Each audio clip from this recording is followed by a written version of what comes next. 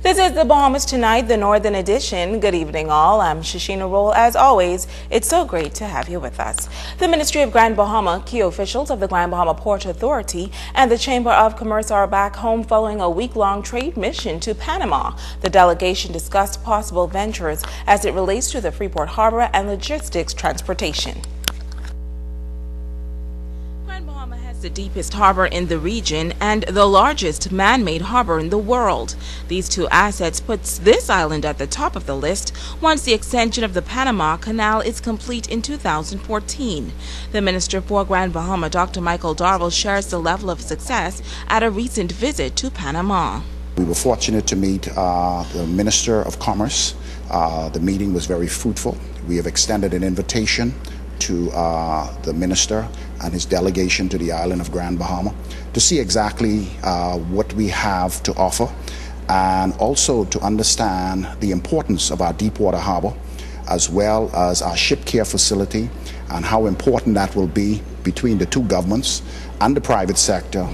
He says there are only a few places that can accommodate these megaships that will pass through the canal, and Grand Bahama is ready. Much more ready in the Port of Miami, and we believe it will definitely be an opportunity for us to expand our harbor, to increase the work at our ship care facility, as well as to improve the amount of container traffic that we anticipate will be coming from the canal to Grand Bahama.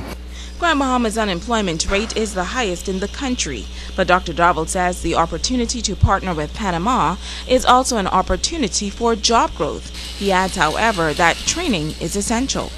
I believe the days are gone when we bring direct foreign investment in our country and do not prepare the Bahamian population for what is about to come. Industry, trade, commerce is about to take place in Grand Bahama, and the trade and industry is in logistics. We must be prepared. And this ministry, along with our National Training Institute, all of our tertiary institutions are fully aware of the opportunities that are going to be available in Grand Bahama. Today, I had the opportunity to speak with a representative from the College of the Bahamas about devising new innovative plans and new innovative programs to be able to capitalize on what the industry have to offer. Now the question is, how soon will this all come to fruition? The Panama Canal will be completed in early 2014. It is important for us now to begin to plan and to prepare for what is about to take place. Like everything else, you do not go on a trip and then you see the effects of the trip the next morning. It requires preparation. It sometimes requires contingency and different groups coming in to look of ways how they can possibly invest. Sometimes they come in, they look, and then they have to partner with the government. Sometimes the government have to become actively involved to make the necessary arrangements. But we are confident that the trip in Panama will bring forth good fruit for the economy of Grand Bahama.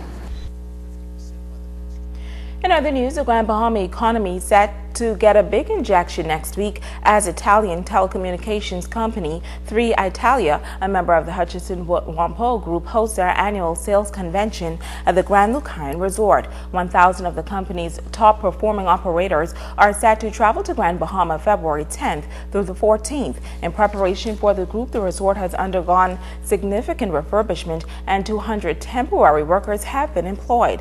Ben Davis, general manager, reported that 3 Italia will occupy the entire resort facility, including Breakers Key, the Reef Village, and the Lighthouse Point. They are expected to generate 4,000 room nights and pump more than $1.5 million into the local economy. Minister of Tourism, the Honorable Obi Wilshcombe, says the visit will help to stimulate growth opportunities in this important European gateway. The group is set to arrive at Grand Bahama International Airport on Sunday. They depart on Valentine's Day, which is February 14th. And on to some sad news, another fatal accident on the streets of Grand Bahama. Reports are that around 7 last night, while conducting a traffic stop in the Granville Avenue area, police officers observed a gray 1993 Mercury Tracer that's believed to have been stolen. Police say the officers attempted to stop the vehicle, but the driver of the Mercury Tracer attempted to elude the officers and crashed into a black Nissan Altima, which was traveling west on Granville Avenue. A male cyclist cyclist who was on the southern side of Granville Avenue was hit in the process. The driver of the Mercury Tracer was able to escape. The cyclist and the driver and passenger in the black Nissan Altima were all taken to hospital. The cyclist passed around 2:30 this morning. The driver and passenger in the Nissan Altima are listed in stable condition. Now, this is the second traffic-related death in less than a week. As you may recall, this past Saturday, a two-vehicle collision in the Freeport area left 49-year-old Fritz Fries Nordalis dead. His passenger is still hospitalized, and the driver of the second car involved in Saturday's accident has since been released. In other news, police are also investigating an armed robbery that occurred around 9 p.m. last night in the Allenby Lane area. According to reports, two men were approached by two suspects. One of the suspects was described as 5 feet 5 inches tall, slim build, dark complexion, wearing a dark colored pants, jacket, and hat. The second suspect is said to be about 5 feet 9 inches tall, slim build, light complexion, and was wearing a dark colored pants and jacket. The suspects were reportedly with an unknown object, held the men at bay, and robbed them of $3,000 in cash. Meantime, a female was attacked and robbed while walking in the area of East Sunrise Highway. The woman told police that a man approached her from behind and repeatedly hit her about the head and snatched her chain from her neck, which is reportedly valued at $1,200. That incident occurred around 5 o'clock on Tuesday evening. Police are actively investigating these matters, and anyone with any information should contact police at 350-3107, 911-919, or your nearest police station. The Urban Renewal team making a disturbing discovery today in the southern district of Grand Bahama. Officials say it once again shows the level of human suffering taking place on this island. Joan Davis Rolle reports. No, it is not a scene from back in the day or the early days of the Bahamas, but in 2013, in the settlement of Lewis Yard, Grand Bahama, is a mother of two who has lived in a home for the past 5 years with no power, stove, or water, and is forced to cook outdoors. It's like an everyday struggle, because if they go to school, I have to make sure they get breakfast to put in their stomach or a little bit of food for lunchtime. Well, in the morning I'll walk on the bay, but if it rains and the wood is wet, that's a no food day. But if the wood dries, a grilling day. Cooking is not her only challenge. A makeshift kitchen and overall living conditions mirror her desperate level of despair.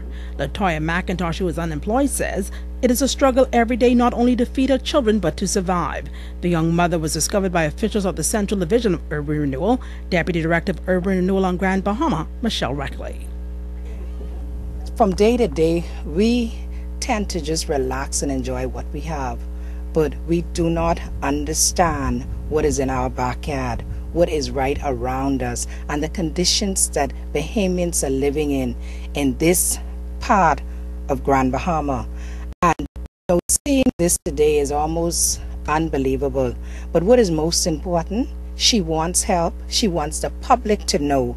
And we are here from Urban 2.0 to bring help, hope, and relief. Her food is provided through her going some days, finding a little scrap metal, getting a sale for it, and being able to purchase a meal so when her children comes home they can eat.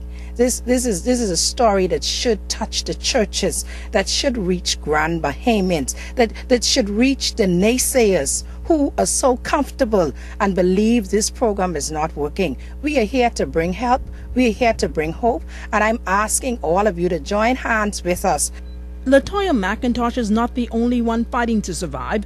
While in the area, Reckley and the Urban Renewal team were also called to the home of another mother in dire straits, living in similar conditions.